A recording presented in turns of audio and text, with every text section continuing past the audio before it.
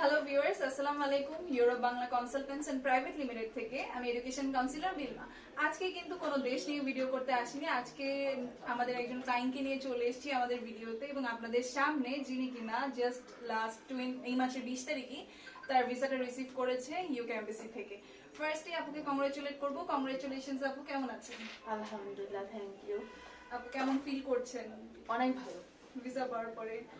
আচ্ছা আপু, যদি আমাদের ভিউয়ার্সদের জন্য একটু শেয়ার করতেন যে আপনার প্রসেসিং টাইমটা কিরকম ছিল ভিসা অ্যাপ্লিকেশন থেকে শুরু করে ভিসা পাওয়া পর্যন্ত, বা আপনার যে এক্সপেক্টেড টাইমটা ছিল এটার ভিতর কমপ্লিট করতে পেরেছেন কিনা? হ্যাঁ, আলহামদুলিল্লাহ এক্সপেক্টেড টাইমের মধ্যে কমপ্লিট হয়ে গেছে।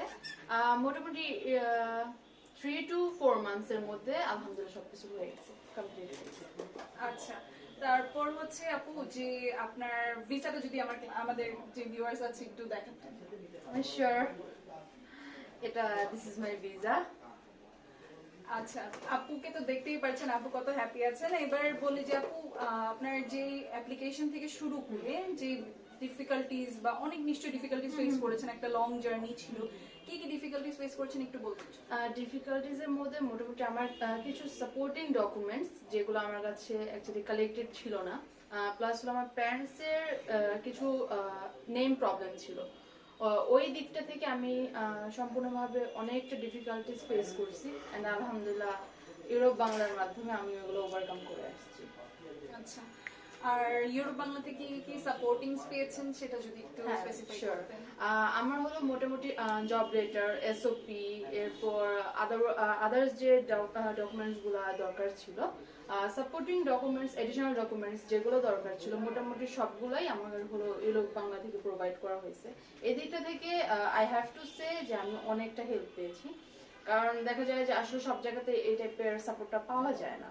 সো আলহামদুলিল্লাহ আমি মোটামুটি সব ধরনের এডিশনাল ডকুমেন্টস গুলো থেকে দিক থেকে সাপোর্টটা পেয়েছি। আচ্ছা আপু, ইউকে যে আসলে স্টুডেন্টদের মাঝখানে একটা কোয়ারিজ থাকে যে কাজ লেটার নিয়ে একটা ইন্টারভিউ হয়, ওইটাতে আসলে কিরকম, তারপরে আপনার জার্নিটা সম্পর্কে যদি একটু বলতেন। হ্যাঁ শিওর, কাজ লেটার, হ্যাঁ একটা ইন্টারভিউ হয় আফটার অফার লেটার। তখন তেমন কিছু না, আসলে অনেকে অনেক নার্ভাস হয়ে যায় যে অনেক হার্ড হবে ইন্টারভিউটা। তেমন কিছু না, ইন্টারভিউটা খুবই easy. You just have to be prepared to have a fluent language and you just have to introduce yourself in a better way. এতটুকুই যথেষ্ট।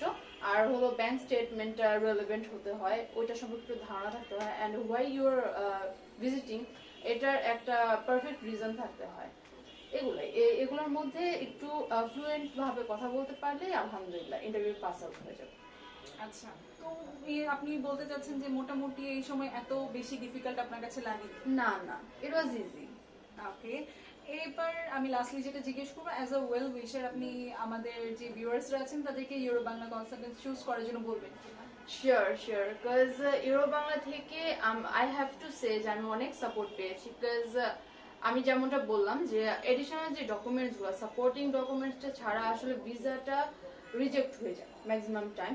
সাপোর্টিং ডকুমেন্টস এর উপর ডিপেন্ড করে যে ভিসাটা আসলে শিওরিটিটা কতটুকু বা something, and it help me a lot. So at least এই দিকটা থেকে বলতে হলেও আই হ্যাভ টু সে যে ইউরোপ বাংলাকে সবার চুজ করা উচিত, বিকজ তারা সব দিক থেকে অনেক হাম্বল, অনেকটা helpful. So I will obviously recommend Europe Bangla. Thank you so much আপু, এন্ড কংগ্রেচুলেশনস ওয়ান্স अगेन। তো ভিউয়ার্স, আজকে এই পর্যন্তই। সবাই ভালো থাকবেন, ধন্যবাদ সবাইকে।